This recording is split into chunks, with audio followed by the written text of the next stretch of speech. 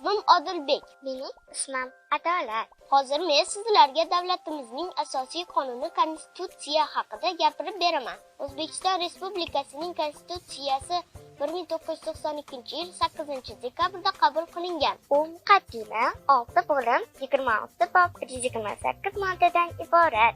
Bugungi kungacha Konstitutsiyamizga 12 marotaba o'zgartirish va qo'shimchalar kiritilgan. Konstitutsiyamizning quyidagi asosiy prinsiplari mavjud: davlat suvereniteti, xalq hokimiyatchiligi, qonun ustunvorligi, tashqi siyosat. Konstitutsiyamizda bayroq, yer, madhiya kabi davlat ramzlari ham o'z ifodasini topgan. U orqali biz qonunga itoat, boshqalarning huquqlarini hurmat qilish, tarixiy merosni avaylash, atrof muhitni asrash, soliq to'lash, harbiy xizmatni o'tash kabi burchlarimiz bor ekanligini bilib olamiz.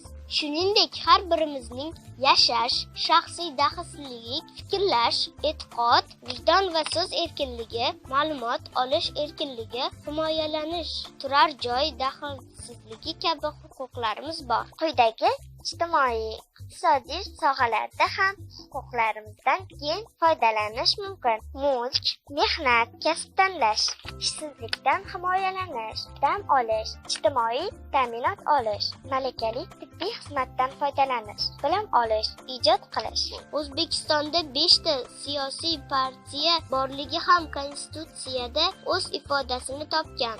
O'zbekiston Liberal Demokratik partiyasi, Xalq Demokratik partiyasi, Adolat Sotsial Demokratik partiyasi, Milliy tiklanish Demokratik partiyasi hamda Ekologik partiyasidir.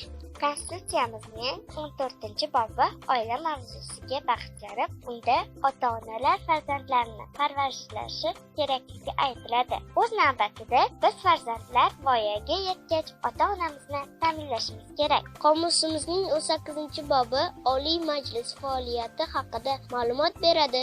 Siz ham diqqat bilan tinglang. Kerakli joylarini o'zingiz uchun yozib oling. Parlament bu Oliy Majlis. Oliy Majlis esa qonun qabul qiladi. U 2 palatadan iborat: Qonunchilik palatasi va Senat. Qonunchilik palatasi boshlig'i spiker deyiladi. Qonunchilik palatasida 150 ta deputat bor. Senatni Senat raisi boshqaradi.